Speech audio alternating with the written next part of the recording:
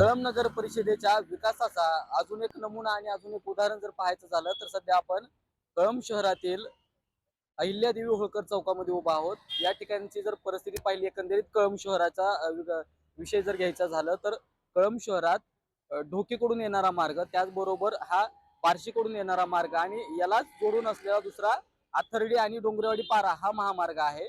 खऱ्या अर्थाने तो राज्यमार्ग आहे। हा देखील राष्ट्रीय महामार्ग आहे। ढोकी देखील राज्यमार्ग आहे मोठा। आणि हा जो 100 मार्ग पाहताय आपण, हा देखील प्रमुख जिल्हा मार्गापैकी एक आहे। या सगळ्या मार्गांवर अनेक गावं, या ठिकाणी शेकडो गावं आहेत आणि या सगळ्या शेकडो गावांची जी काही रहदारी आहे ती या ठिकाणाहून चालते। मला एक सांगा की कळंब शहरामध्ये सगळेच उमेदवार आता म्हणतायत की कळंब शहर हे सगळ्यात मोठ्या बाजारपेठेचं शहर आहे। कळंब शहरात सगळ्यात मोठी बाजारपेठ आहे। मग अशा या बाजारपेठेमध्ये कुणाच्या जीवावरती चालते ही बाजारपेठ? ही बाजारपेठ चालते ती आपल्यासारख्या खेडेगावातून येणाऱ्या लोकांकडून। आणि त्या खेडेगावातल्या लोकांची अशी अवस्था आहे की सध्या आपण जर या ठिकाणी परिस्थिती पाहिली तर या ठिकाणी कुठलाही बस स्टॉप, या ठिकाणी कुठल्याही या कळंब शहराच्या कुठल्याच मार्गांवरती बस थांबा नाहीये। आणि ही बस थांबा नसल्यामुळे या ठिकाणी जे काही प्रवासी आहेत, जे काही वृद्ध महिला आहेत, ज्येष्ठ नागरिक आहेत, त्याचबरोबर शाळेसाठी येणारे विद्यार्थी आहेत, महाविद्यालयीन विद्यार्थिनी आहेत, यांना तासनतास या सगळ्या उन्हामध्ये, या ठिकाणी पाऊस चालू असेल तर पावसामध्ये, थंडी सुरू असेल तर थंडीमध्ये या ठिकाणी सगळ्या उड्यांवरती आता या ठिकाणी बसून राहावं लागतं। तासनतास बसची प्रतीक्षा करावी लागते। आणि एकंदरीतच जर शहराचा विकासाच्या या गप्पा मारणाऱ्या प्रतिनिधींना, जे काही नगरसेवक आहेत, सगळे पक्ष आहेत, या सगळ्यांना विचारणं आहे की शहराचा एकंदरीत विकास करत असताना किंवा शहराच्या विकासाच्या गप्पा मारत असताना सगळेच पक्ष एकसारखे मुद्दे घेत आहेत, मात्र या मुद्द्यांना कोण हात घालणार, हे मुद्दे कोण मार्गी लावणार?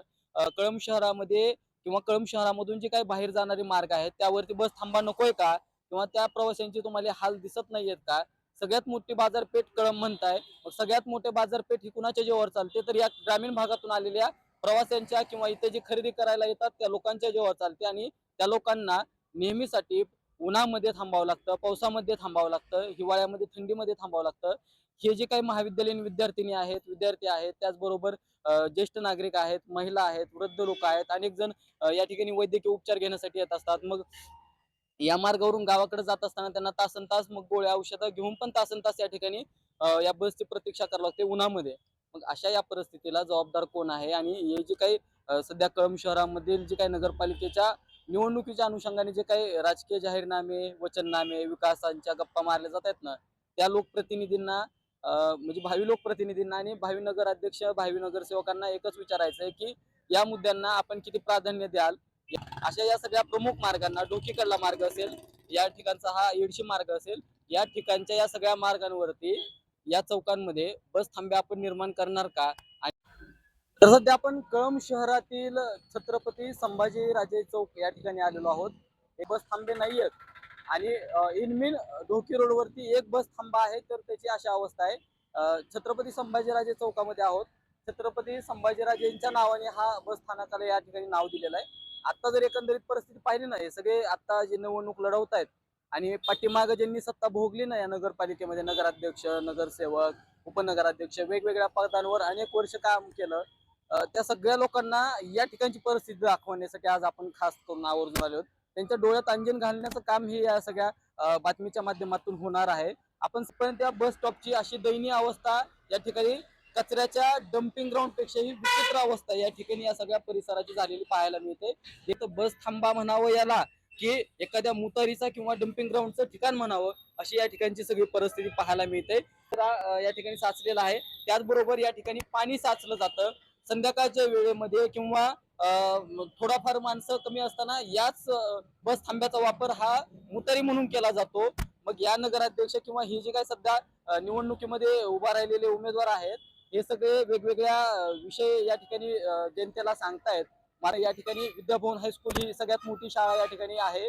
त्याचबरोबर या ठिकाणी शिक्षक कॉलनी म्हणून हा सगळा एरिया आहे। त्याचबरोबर या ठिकाणी नोकरदार महिला आणि पुरुष देखील अनेक प्रमाणात या ठिकाणी राहतात।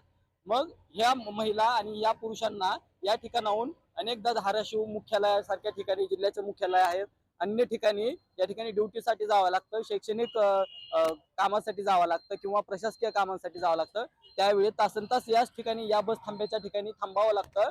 आणि आजची जर बस थांबा आहे मात्र त्याची अवस्था अशी आहे की महिलांना, ज्येष्ठ नागरिकांना, वयस्कर लोकांना या ठिकाणी या घाणीमध्ये तोंड बांधून या ठिकाणी बाहेर बसावं लागतंय किंवा उभा राहावं लागतंय. अशा परिस्थितीमध्ये ही जी सगळा बस स्टॉप आहे ना, हे सगळा अतिक्रमणाने असा झालाय. या अतिक्रमणाच्या सगळ्या विळख्यामध्ये हा सगळा बस स्टॉप या ठिकाणी दडपून गेलाय. आणि असं असताना आताच आपण पाहिलं की बस आली आणि ती ओव्हरटेक करून वापस परत निघून गेली. या ठिकाणी जी महिला थांबलेल्या होत्या त्यांना देखील आता अजून दुसऱ्या बसची प्रतीक्षा करावी लागते.